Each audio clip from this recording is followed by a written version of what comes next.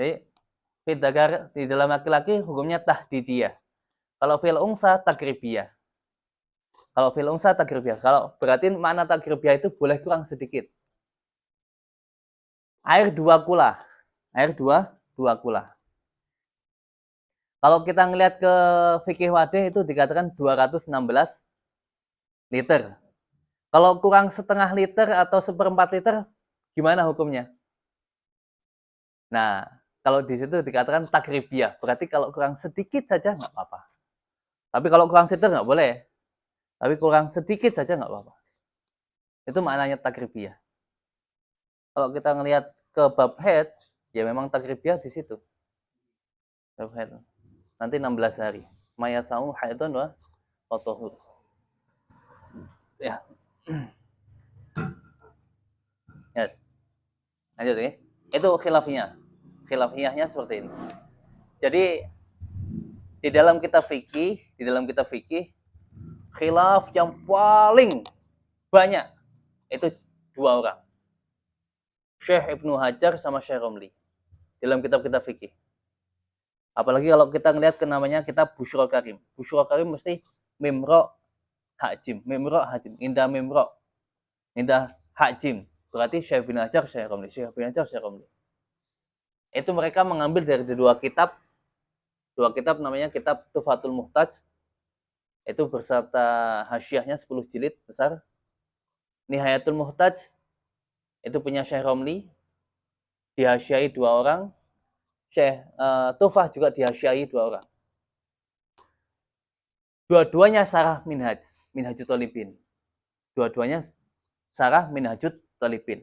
Tufatul Muhtaj itu sarah Minhajut Thalibin, tapi besar sarahnya. Setelah disarai, itu dihasyiai.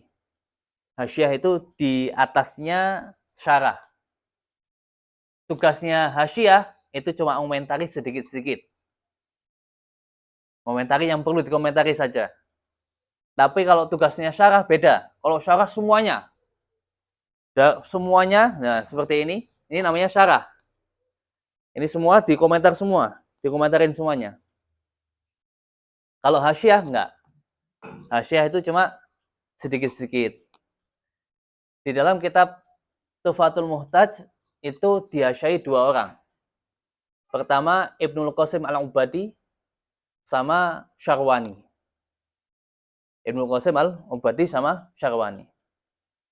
Ibnul Qasim Al-Ubadi muridnya Syekh bin Hajar.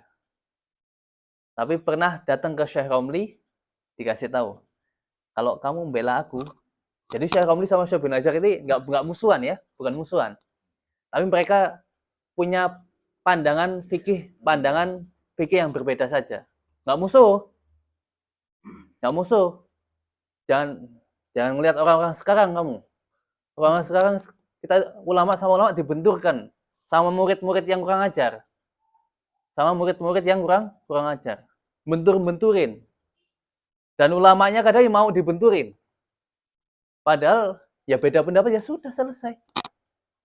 Kalau beda pendapat ya sudah selesai. Kamu ikut pendapat ini, ya sudah, saya ikut pendapat ini, ya sudah selesai. Ngapain sih? Diterusin lagi. Nggak sependapat sama aku. Dulu Imam Malik sama Imam Syafi'i beda pendapat. Imam Syafi'i sama Imam Ahmad bin Hanbal, murid sama murid. Dua-duanya murid sama murid ini, beda pendapat semuanya.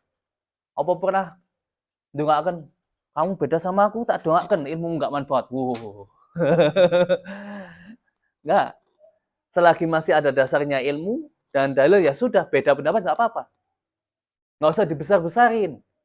Ya sudah, dia ikut pendapat ini, dia pendapat ini, pendapat ini, ya sudah selesai. Nah, Syekh bin Hajar mensyarai menjadi Tufatul Muhtaj, besar syarahnya. Terus dihasyiai 2 orang. Yang pertama Ibnul Qasim. Ibnul Qasim dulu muridnya Syekh bin Hajar. Tapi sama Syekh ketika datang ke Syekh Romli, kalau kamu bela aku, saya doakan ilmu manfaat ila yaumil qiyamah, gitu. Merhaba. Makanya Syekh Ibnu Qasim kadang agak nyindir-nyindir, nggak, yang benar tuh kayak gini. Jadi ngomentarin gurunya sendiri. Ya nggak apa-apa atas dasar ilmu ya. komentarin guru atas dasar ilmu. Loh, orang itu nggak punya adab. Enggak, bukan seperti itu. Kita bicara ilmu. Bicara ilmu, bicara hukum, ya sudah. Ini kan masalah ijtihadiyah, masalah ijtihad. Beda ya nggak apa-apa. Beda ya nggak apa-apa. Yes.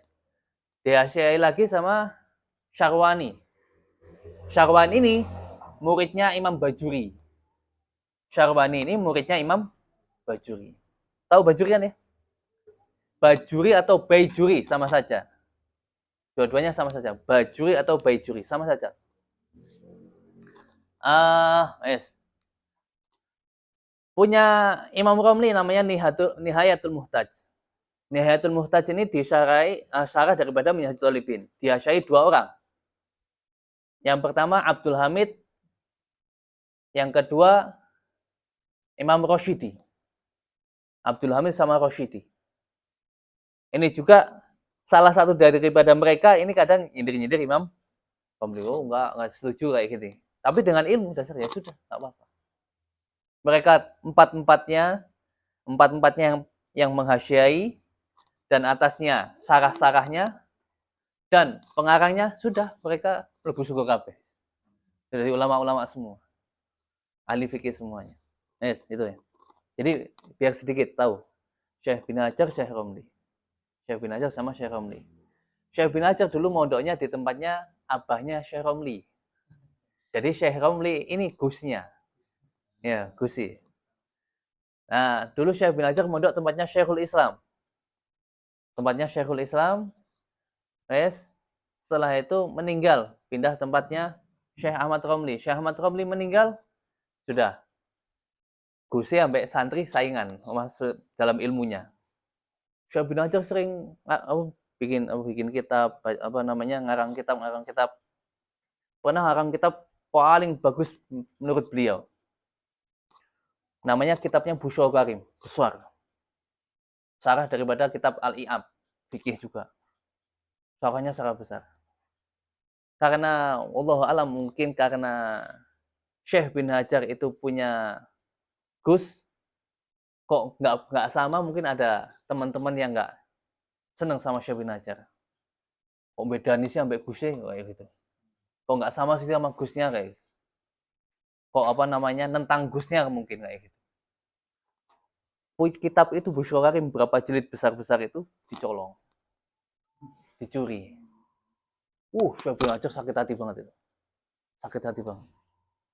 Nggak kuat tapi beliau punya akhlaknya luar biasa. Tidaklah aku sujud kecuali aku mintakan ampun kepada Allah Ta'ala kepada orang yang mencuri kitabku. Itu akhlak mereka. Syekh bin Hajar. Biar tahu dulu ya Syekh bin Hajar sama Syekh Romli. Syekh bin Hajar, kenapa ulama Yaman itu lebih mendahulukan Syekh bin Hajar?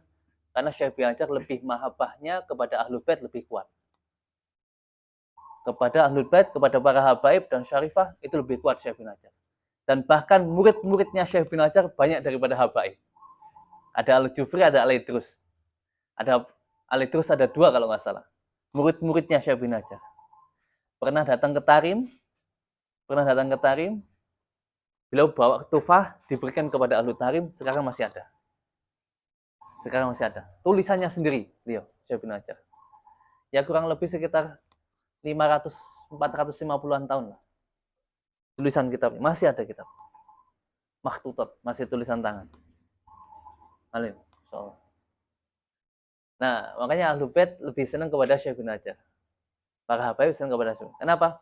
Beliau lebih cinta kepada Ahlul Bait. Cintanya lebih. Syekh Romli ya cinta, tapi Syekh bin Hajar lebih dicintai. Kenapa? Buktinya murid-muridnya habaib-habaib. Lebih banyak. Syekh Romli nggak ada. Nggak ada habaib-habaib, apalagi yang dari Yaman nggak ada. Nah, Syekh bin Hajar sakit hati. Kenapa? Karena kitabnya dicuri. Akhirnya pergi ke Mekah. Dan di Mekah kebanyakan itu pengikutnya Syekh Romli. Ayo, mau apa? Tapi duduk di Mekah ngajar. Setelah orang-orang pengikutnya Syekh Romli itu mengetahui Syekh bin Hajar, kecerdasannya, akliyahnya, ilmiahnya, mereka pindah kepada Syekh bin Hajar. Oke, lo cerdas nih wong iki. Lebih cerdas. Kenapa? Syekh bin Hajar mengsyarahi Tuhfatul Muhtaj itu 6 jilid besar-besar ya. Itu dalam kurun cuma 9 bulan. 9 bulan. Syekh Mahali, Imam Mahali mengsyarahi Minhajut Thalibin 1 jilid 10 tahun. 10 tahun. Ditanya Syekh bin Hajar, ya Syekh bin Hajar, engkau cerdas sekali. Ngarang kitab kok diluk banget. Sebentar sekali sudah selesai kitabnya. Imam Mahali 10 tahun. Kata beliau, kata Syekh bin Hajar, saya mengarang kitab ini tidak sama dengan Syekh Mahali. Kalau Syekh Mahali itu menetapkan, menulis sesuatu yang tidak saya tulis. Beliau mukobilnya, ilatnya, beliau ada. Kalau saya nggak semuanya, kata Syekh bin Hajar. Tapi untuk kecerdasan Syekh bin Hajar luar biasa. Dan Syekh bin Hajar itu hafal Minhajut Thalibin. Minhajut Thalibin segini. Di luar kepala. Kitab, matan, fikih yang paling terkenal, yang mengsyarahi sampai ratusan orang. Itu Minhajut Thalibin segini, hafal di luar kepala. Setelah hafal, disyarahi. Ini cinta takok ini jalan-jalan ini apalan kok enggak gitu. Safinah wae wes. Minhajut Thalibin pirang-pirang tahun ngapalkeun malah. Safinah. Ini paling enggak dihafalin. Dikit-dikit ini. Dari awal sampai akhir dihafalin. Apalagi ini masalah head, masalah balik. Dan Syekh Romli hafal namanya Bahjatul Wardiyah. Bahjatul Wardiyah itu kitab fikih yang nadom. Yang nadom itu berapa nadomnya? 3.000 kalau enggak 5.000 bait. 3.000 kalau enggak 5.000 bait. Hafal di luar kepala. Hah? Hafal berapa bait?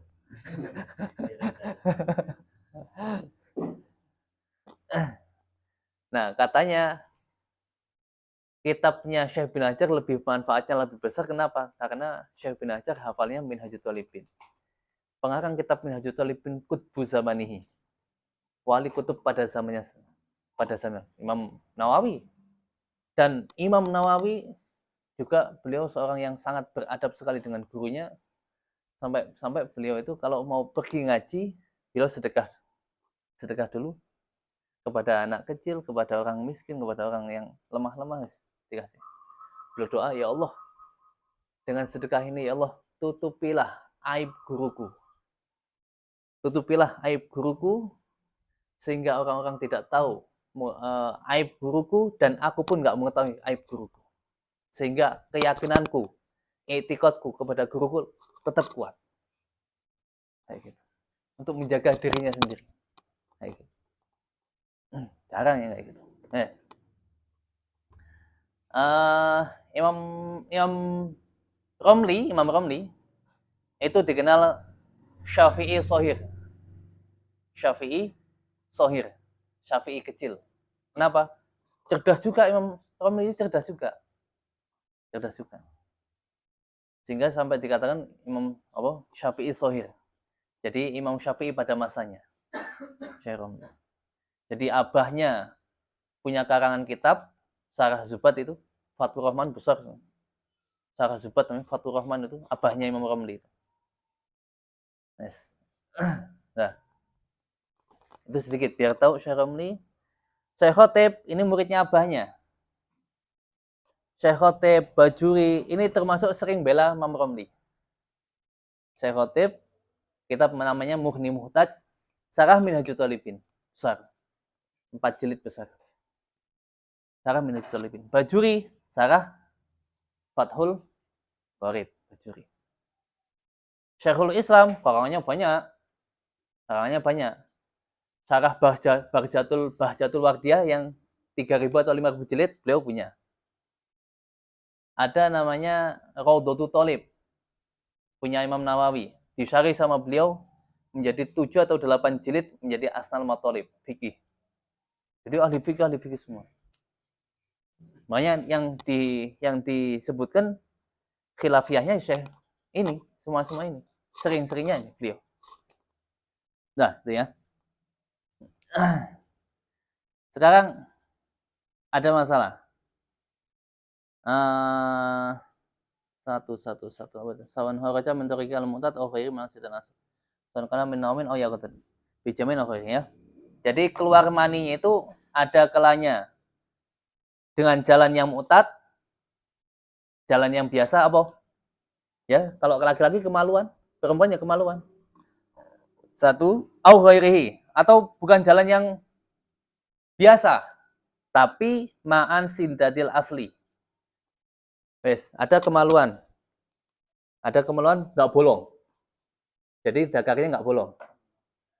Nah, kadang keluarnya kadang di sini ada bolongan. Di apa namanya? Di tempat di perutnya kan ada bolongan. Ketika kadang keluar mani, maka itu dikatakan sudah baligh. Itu namanya masalah fikih kayak gini. Contoh-contoh nggak masuk akal. Ya kadang nggak masuk akal. Karena kadang nggak pernah menemukannya kita. Yes.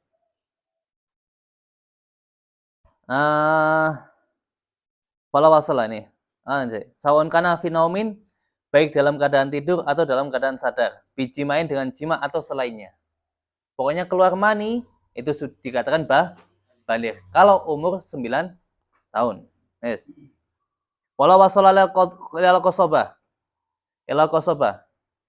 Yes. Ada mani.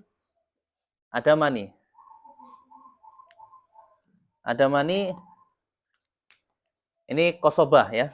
Ini kosobah. Yes, ada orang keluar mani. Keluar sampai sini. Belum keluar sampai sini ya. Cuma ada lalu kembali lagi kan yumsiku kadakaru inda ihsasibi, ketika mau keluar dipegang. Cekel. Begini. Dipegang sampai balik lagi. Yang tadi mau keluar jadi balik lagi. Sehingga setelah dilepaskan nggak keluar sama sekali. Yes. Ya. Lam yablugh. Nggak jadi balik. Mau balik nggak jadi. Menurut Syekh Ibnu Hajar. Haknya mengenai Ibnu Hajar. Wa khalafahu Ramli. Kalau Syekh Ramli mengatakan balik. Disitulah. Ini letak-letaknya. Kita akan sedikit mengetahui tentang masalah khilafiyah para ulama kita. Jadi kaul ulama itu terlalu banyak. Pendapatnya ulama itu terlalu banyak sehingga dikumpulkan di dalam kitab Majmu' Syarah Muhadzab Imam Nawawi. Jadi ada kitab Muhadzab 2 jilid besar segini ya. 2 jilid besar. Setelah itu disyarih menjadi 27 jilid. Itu kitab fikih semua. Membahas semuanya itu. Nah, di situ banyak kaul, banyak pendapat ulama. Contoh seperti halnya kita lihat pendapat masalah adatul Jum'ah, bilangan orang sholat Jumat. Kalau kita kan tahunya 40, ya kan? Padahal itu ada kaulnya pendapatnya sampai 13 atau 11 kalau nggak salah pendapatnya.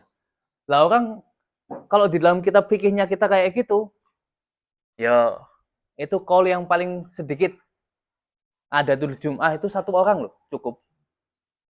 Coba orang dirikan sholat Jumat sendiri semua. Hah?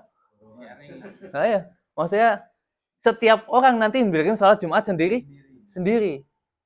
Makanya sama para ulama ditimbang-timbang. Siapa yang ahli nimbang? Yang ahli menimbang adalah Syekh bin Hajar sama Syekh Romli.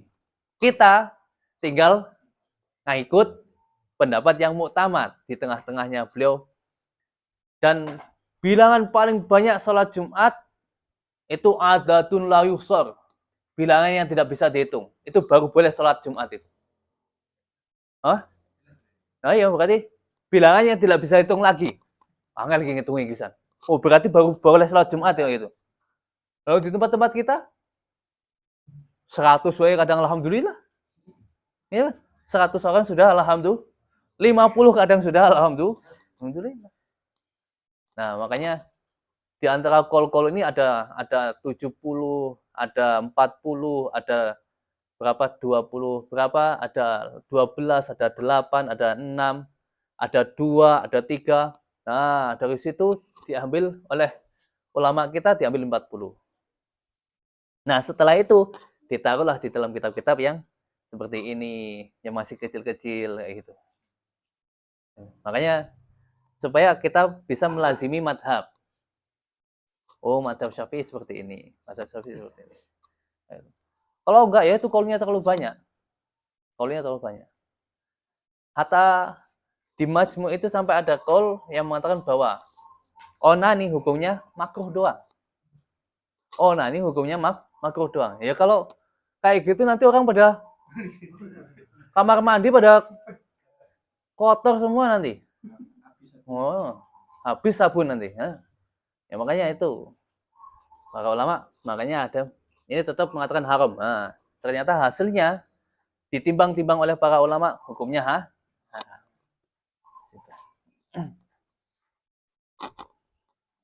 Kita kelasnya derek. Derek atau itiba. Kelasnya itiba. Ikut apa pendapatnya ulama. Ini mereka yang lebih tahu hadis, hafal hadisnya mereka banyak, hafal fikihnya banyak, paham fikih, paham cara istihad, paham cara menimbang kaul-kaul ulama. Kita yang di bawah tinggal menerima tok. Oh, pendapat ini. Beres. Alhamdulillah. Nah, yang ke berapa? Yang ketiga ya. Tanda, nah perempuan bisa nggak keluar mandi? Bisa ya, perempuan. Saya pernah ditanya sama perempuan bahwa dia tuh mimpi basah keluar mandi. Berarti hukumnya balik. Guys, yang ketiga, wal haidu fil unsa litis aisinin. Wal haid fil unsa litis aisinin. Tanda alamat balik yang ketiga yaitu haid. Tapi khusus di dalam masalah perempuan. Litis aisinin karena sudah umur 9 tahun. Di sini 9 tahun maknanya takribiyah. Makna takribiyah di sini ya yaitu di sini mana? Wal makna anasalisa. Sesungguhnya yang ketiga daripada alamat-alamat baliknya perempuan itu haid. Dia haid. Setelah lewatnya umur 9 tahun komariah takribiyah.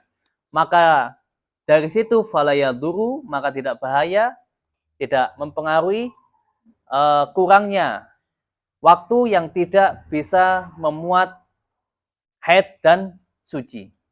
Yaitu kurang daripada 16 hari. Yes.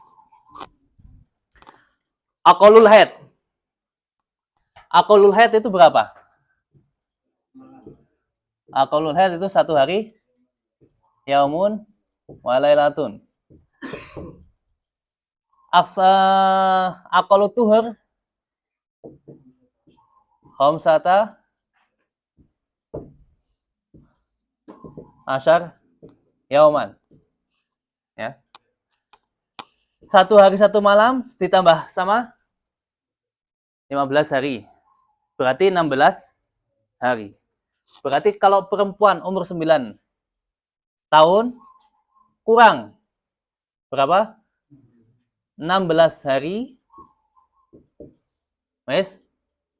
Berarti kalau perempuan kurang 15 hari kok keluar darah, maka darah itu dihukumi haid. Dan perempuan itu hukumnya balik. Terus itu. Wes pas banget ya sudah. Hukumnya haid dan perempuan itu sudah balik. Itu makna takribiyah di situ. Khamsata asyar yaum ini aqallul apa? Aqallut tuhur ya. paling sedikitnya suci, dan ini adalah akulul haid. Akulul haid. Akulul haid.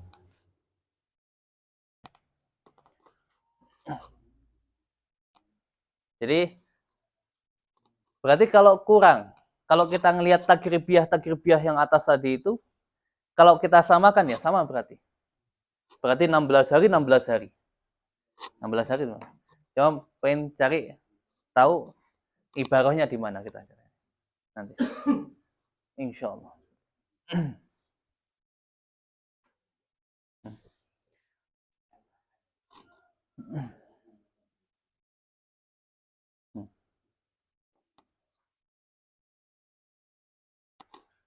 Tapi harus memenuhi syarat darah haid ya. Harus memenuhi darah haid. Apa syarat darah haid? Laki-laki nggak haid atau ngapal gitu. Syarat darah haid itu yang pertama, syarat darah haid yang pertama itu tidak boleh kurang daripada 1 hari 1 malam. Tidak boleh kurang daripada 1 hari 1 malam. Yang kedua, tidak melewati 15 hari. Tidak melewati 15 hari. Suci at-tuhru bainal haidatain, suci di antara 2 haid tidak boleh kurang daripada 15 hari. Suci di antara haid sama haid tidak boleh kurang 15 hari.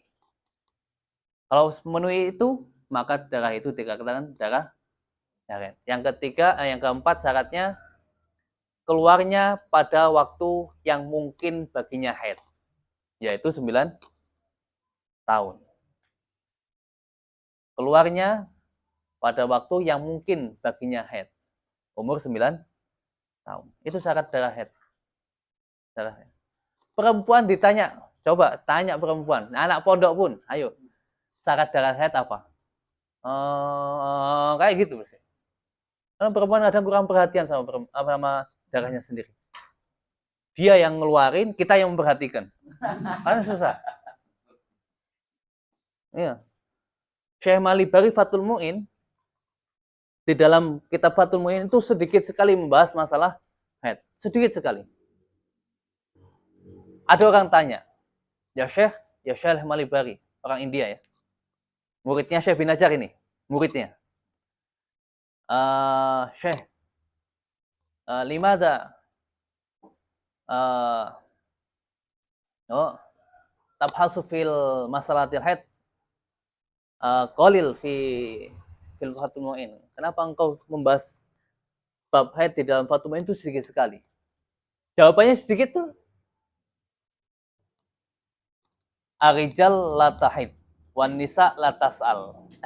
Kayak gitu doang. Arijal la tahid wan nisa la tas'al. Laki-laki enggak haid. Perempuan enggak mau nanya. Ya males sih. Karena saya Malibari bahasnya sedikit sekali bab haid itu. Sedikit sekali bab haid. Warajul latas. Warijal la tahid. Laki-laki enggak haid. Perempuan nggak mau tanya, ya salah sendiri gitu. Salah sendiri. Saya bahasa sedikit.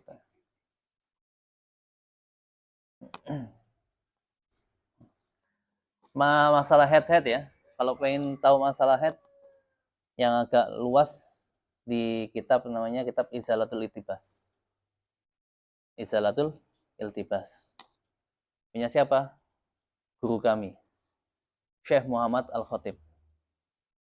Syekh Muhammad Al-Khatib. Saya pernah berguru sama beliau di Yaman.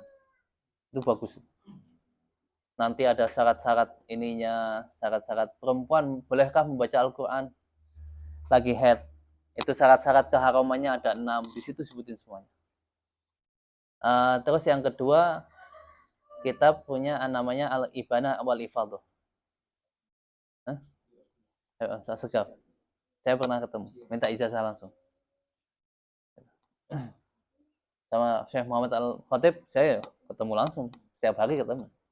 Minta ijazah sama beliau. Bagus. Di sini sedikit bahas. Itu ya. Fasul lagi ya, satu lagi ya. Satu fasul lagi. Syurutu Isail Hajari sama niatun. Fasul di dalam masalah fasal ya. Fasal di sini tentang masalah cebok. Tentang masalah cebok.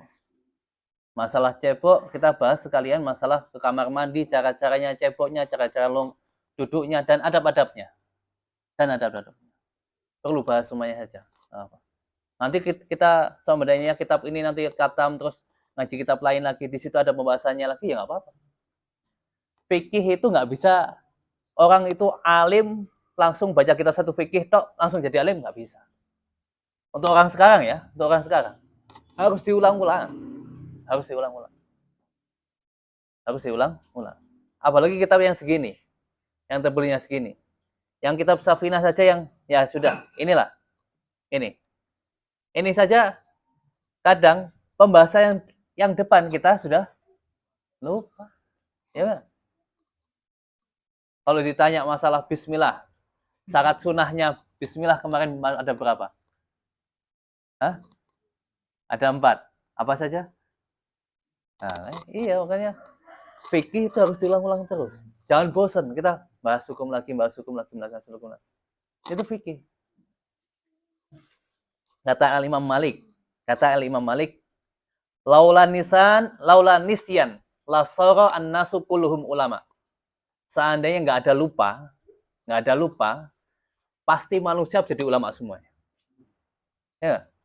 Kalau seandainya nggak ada lupa, laula nisyan, seandainya tidak ada lupa, pasti manusia jadi ulama semuanya.